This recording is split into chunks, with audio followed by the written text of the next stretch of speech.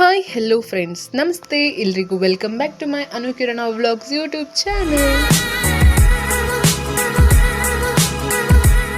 Friends, ನಾವಿವತ್ತು ನಂಜನಗೂಡಲ್ಲಿದ್ದೀವಿ.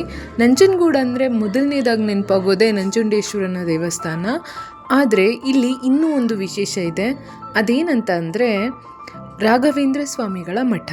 ಯಾಕೆ ಈ ಮಠ ತುಂಬ ಸ್ಪೆಷಲ್ ಅಂತ ಅಂದರೆ, ರಾಘವೇಂದ್ರ ಸ್ವಾಮಿಗಳು ವಿಗ್ರಹ ರೂಪದಲ್ಲಿ ನೆಲೆಸಿರುವಂತಹ ಜಗತ್ತಿನ ಏಕೈಕ ಸ್ಥಳ ಅಂದರೆ ಅದು ನಮ್ಮ ಮೈಸೂರಿನ ನಂಜನಗೂಡಿನಲ್ಲಿ ಮಾತ್ರ. ಇಲ್ಲಿರುವಂತಹ ದಿವ್ಯ ವಿಗ್ರಹ ಯಾರೂ ಕೂಡ ಕೆತ್ತಿರುವಂಥದ್ದಲ್ಲ, ಬದಲಾಗಿ ಸ್ವತಃ ಶ್ರೀ ರಾಘವೇಂದ್ರ ಸ್ವಾಮಿಗಳೇ ಬಯಸಿ ಕಾವೇರಿ ನೀರಿನಲ್ಲಿ ಉಗಮವಾಗಿರುವಂತಹ ವಿಗ್ರಹವಿದು. ನಂಜನಗೂಡಿನ ಸುಜ್ಞಾನೇಂದ್ರ ತೀರ್ಥರು ಈ ಒಂದು ವಿಗ್ರಹವನ್ನು ಅಂದಿನ ಮೈಸೂರು ಮಹಾರಾಜರಾದಂತಹ ಮುಮ್ಮಡಿ ಕೃಷ್ಣರಾಜರ ಅನುಮತಿಯನ್ನು ಪಡೆದು ಈ ಪವಿತ್ರ ಸ್ಥಳದಲ್ಲಿ ವಿಗ್ರಹವನ್ನು ಸ್ಥಾಪಿಸ್ತಾರೆ. ಈ ಸುಜ್ಞಾನೇಂದ್ರ ತೀರ್ಥರು 1836ರಿಂದ 1861ರವರೆಗೂ ಅಂದರೆ 25 ವರ್ಷಗಳ ಕಾಲ ಇವರೇ ಮಠಾಧೀಶರಾಗಿರ್ತಾರೆ. ಅನಂತರ ಅವರು ಮಂತ್ರಾಲಯದಲ್ಲಿ ಕೊನೆಯುಸಿರೆಳಿಬೇಕು ಅನ್ನುವಂತಹ ಆಸೆಯನ್ನು ಇಟ್ಕೊಂಡಿರ್ತಾರೆ. ಅವರ ಮಾತಿನಂತೆಯೇ ಅವರು ಅಲ್ಲೇ ಐಕ್ಯರಾಗ್ತಾರೆ. ಇಲ್ಲಿ ರಾಮಭಕ್ತ ಹನುಮನನ್ನು ಕೂಡ ಪೂಜಿಸಲಾಗುತ್ತೆ. ಈ ಮಠವನ್ನು ಪ್ರತೀಕ ಸನ್ನಿಧಾನ ಅಂತಲೂ ಕೂಡ ಕರೀತಾರೆ.